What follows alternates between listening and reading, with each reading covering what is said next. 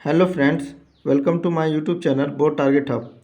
तो आज के इस वीडियो में हम देखने वाले हैं प्रश्नावली 1.2 का पहला क्वेश्चन, जिसमें पूछा गया है कि सिद्ध कीजिए कि √5 एक अपरिमेय संख्या है। यानी कि इस क्वेश्चन में हमारा पूछा है कि √5 एक अपरिमेय संख्या है, इसको सिद्ध करना है। ठीक है, इसको सिद्ध करने से पहले हम थोड़ा सा क्या करते हैं, इसका हम प्रमेय 1.2 देख लेते हैं। ठीक है, तो प्रमेय 1.2 हमारा देखिए इस प्रकार से हमारा है। ठीक है, तो प्रमेय 1.2 क्या बोलता है, देखिए मान लीजिए कि p एक अभाज्य संख्या है। क्या है, p को मानना है क्या, एक अभाज्य संख्या है। ठीक है, यदि p जो है a स्क्वायर को विभाजित करता है, यानी कि a स्क्वायर जो है p से कट रहा है, तो p भी क्या होगा, a को विभाजित करेगी। ठीक है, जहाँ a क्या होगा, एक धनात्मक पूर्णांक होगा। यानी कि p हमारा कोई अभाज्य संख्या है और वह क्या कर रहा है, a स्क्वायर को विभाजित कर रहा है। ठीक है, काट रहा है, तो क्या होगा, p भी जो है ना a को क्या करेगा, विभाजित करेगा, जहाँ ये क्या है, एक धनात्मक पूर्णांक है। तो यही है हमारा प्रमेय 1.2। तो अब हम देखते हैं इसका क्वेश्चन नंबर 1, हम इसका सॉल्व करते हैं। ठीक है, देखिए इसमें हमारा क्या करना है, सिद्ध करना है। √5 हमारा एक क्या है, यह अपरिमेय संख्या है। इसको सिद्ध करने के लिए हम क्या कर सकते हैं कि इसका हम अपोजिट मान सकते हैं। अपोजिट यानी कि इसका उल्टा मान सकते हैं कि एक √5 एक परिमेय संख्या है मान लेंगे हम। तो इससे क्या होगा, प्रमेय संख्या मान लेंगे जब इसका, और बाद में इसका हम क्या करेंगे कि √5 एक परिमेय संख्या हम नहीं होगा। ठीक है, तो जब √5 एक परिमेय संख्या नहीं होगा तो वह ऑब्वियसली क्या होगा, यह परिमेय संख्या होगा। तो इस प्रकार से इसको हमको क्या करना है, सिद्ध करना है, और इसको आसानी से हम सिद्ध कर सकते हैं। ठीक है, तो सबसे पहले हम क्या करते हैं, मान लेते हैं कि √5 एक क्या है, परिमेय संख्या है। फिर इसको हम सॉल्व करते हैं। ठीक है, देखिए यहाँ पर क्या करना है, सबसे पहले मानना है। क्या करेंगे, मानेंगे, लिखना है क्या, माना कि √5 एक परिमेय संख्या है।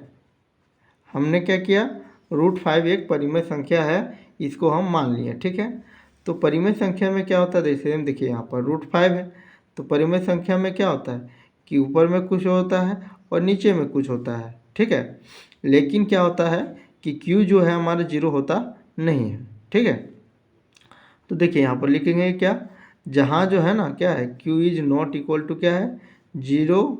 और एक चीज़ मानेंगे कि p और q जो है, p और q जो है सभाज्य संख्याएं हैं। p एवं q एक सह अभाज्य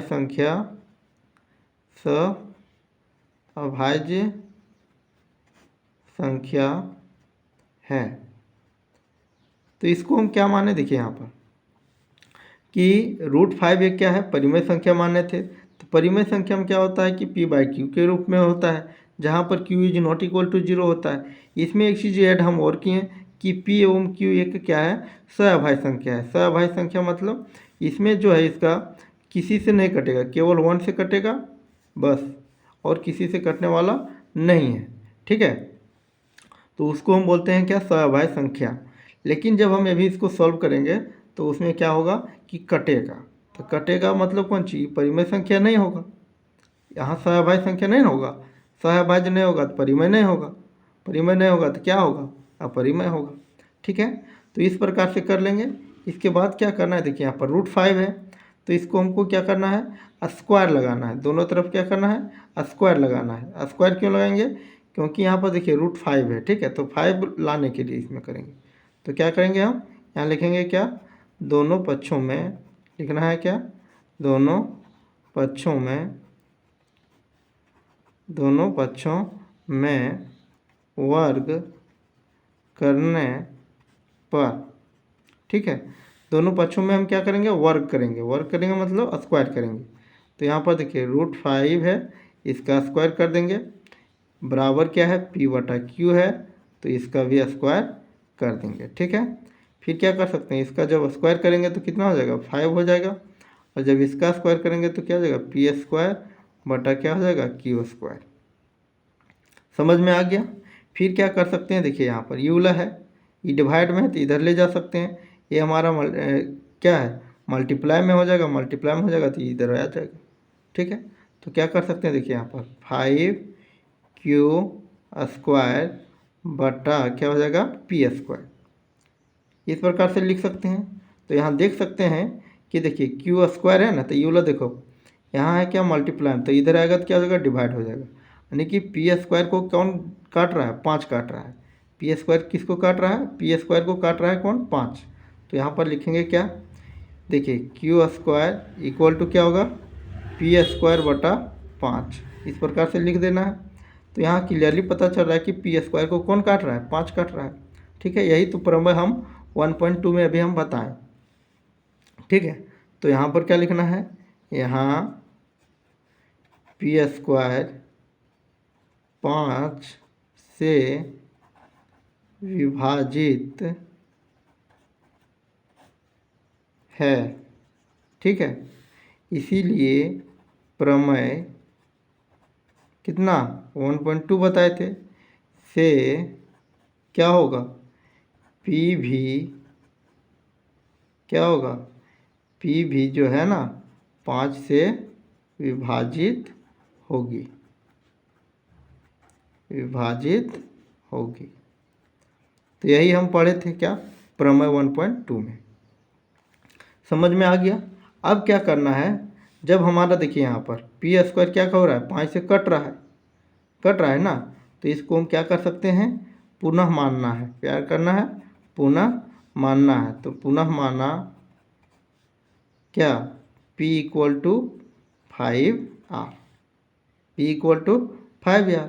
ठीक है, कोई दिक्कत नहीं है, आराम से मान सकते हैं। जहाँ पर क्या लिखना है, जहाँ r एक पूर्णांक है, r एक क्या है, पूर्णांक है। ऐसा इसलिए किए, देखिए यहाँ पर ये संख्या जो है कोई भी है। ठीक है, यहाँ पर r जो है ना पूर्णांक है, कुछ भी लिखेंगे तो देखिए 5 से कटेगा ही, इसमें कहने का अर्थ ये है। ठीक है, तो मान लीजिए यहाँ पर क्या p = 5r। ठीक है, समझ में आ गया। अब क्या करना है, देखिए इसको हम मान लेना है समीकरण 1। ठीक है, और ये वाला जो वैल्यू है इसी में क्या करना है, पुट कर देना है। तो क्या करना है, देखिए यहाँ पर समीकरण 1 से, समीकरण 1 में चाहे हम लिख देते हैं, समीकरण 1 में क्या करना है, देखिए यहाँ p = क्या है, देखिए यहाँ पर 5r है। ठीक है, तो यहाँ लिख दिए p = 5r। ठीक है, अब यहाँ देखना है q² = कितना है, p² बटा 5। तो यहाँ पर क्या लिखना है, देखिए यहाँ पर q², ये वाला थोड़ा सा इसको इस प्रकार कर देते हैं। देखिए q² = कितना है, p² बटा 5, इस प्रकार लिख सकते हैं। तो यहाँ हो जाएगा क्या हमारा, देखिए यहाँ हो जाएगा q² और p है, देखिए p के जगह पर कितना है 5r है, तो यहाँ क्या लिख सकते हैं 5r, यार इसका क्या हो जाएगा स्क्वायर हो जाएगा, बटा कितना हो जाएगा 5। फिर देखिए q², जब 5 का स्क्वायर करेंगे तो हो जाएगा 25, और r का स्क्वायर करेंगे तो r², बटा कितना हो जाएगा 5, 5 × 5 = 25। ठीक है, तो यहाँ पर देखिए क्या निकला, q² = 5r²। ठीक है, 5r² निकला। तो यहाँ पर देखिए r² = क्या कर सकते हैं, q² बटा 5 कर सकते हैं, क्योंकि यहाँ पर देखिए यहाँ पर हम प्रूव किए थे ना कि q² जो है q² = p² बटा 5 था। p² को यहाँ 5 विभाजित कर रहा था। तो सिमिलरली हम यहाँ क्या कर सकते हैं कि देखिए q² को क्या कौन विभाजित कर रहा है, 5 विभाजित कर रहा है। तो इससे पता चल गया कि दोनों का जो कॉमन है वो हमारा कितना है 5 है, यानी कि 5 दोनों को क्या कर रहा है, विभाजित कर रहा है। अरे अभी हम माने थे क्या कि यह जो है हमारा सहभाज्य है, तो ये हमारा क्या हो जाएगा, बिल्कुल गलत तथ्य हो जाएगा। तो इसके बाद हमारा ये प्रूव हो जाएगा। ठीक है, तो यहाँ पर क्या लिखना है, देखिए यहाँ तक लिख लेना है। इसके बाद करना क्या है, देखिए लिखते हैं आगे।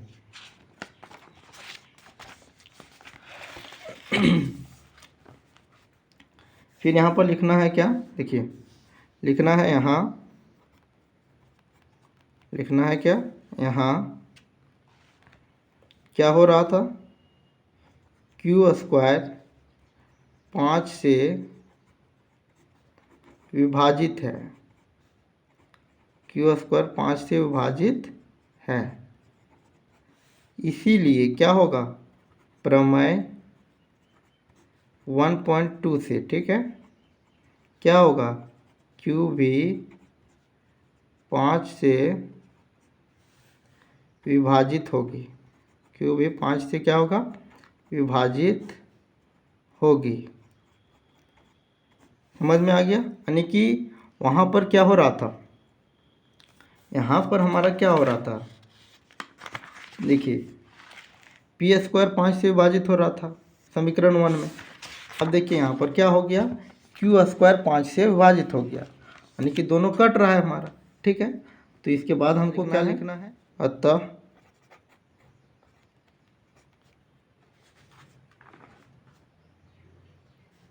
P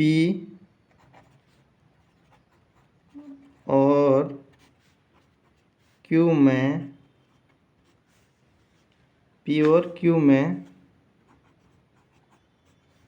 कम से कम एक उभयनिष्ठ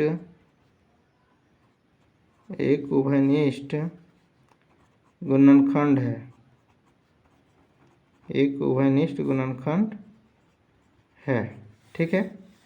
परंतु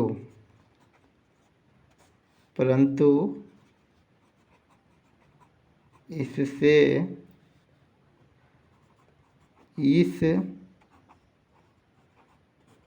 तथ्य का विरोधाभास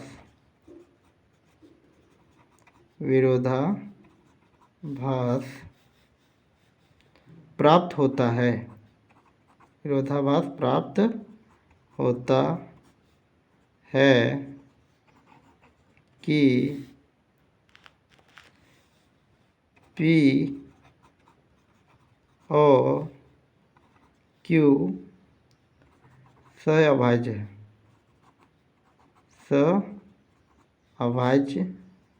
है। फिर क्या लिखना है,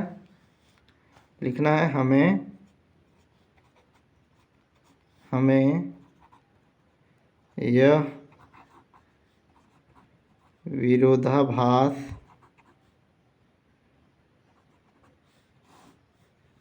अपनी त्रुटिपूर्ण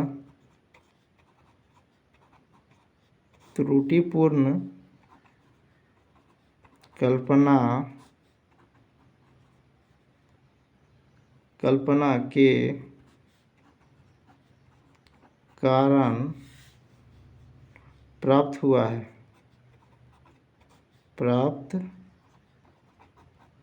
हुआ है, ठीक है, कि √5 एक परिमेय संख्या है। यही हम गलत कल्पना किए थे, यही तो दिक्कत था हमारा। अतः हम क्या बोल सकते हैं, अतः √5 एक यह परिमेय संख्या है, ठीक है। तो इसी प्रकार से हमको क्या करना है, लिख देना है। और इसमें जो है कोई नंबर काटने का कोई गुंजाइश नहीं है, क्योंकि इसमें पूरा सटीक तरीका से हम इसमें क्या किए, लिख चुके हैं, ठीक है। थोड़ा सा आपको लंबा लग रहा होगा, लेकिन यहाँ पर क्लियर है, बात वही है, क्लियर है, पूरा एकदम साफ सुथरा है, ठीक है।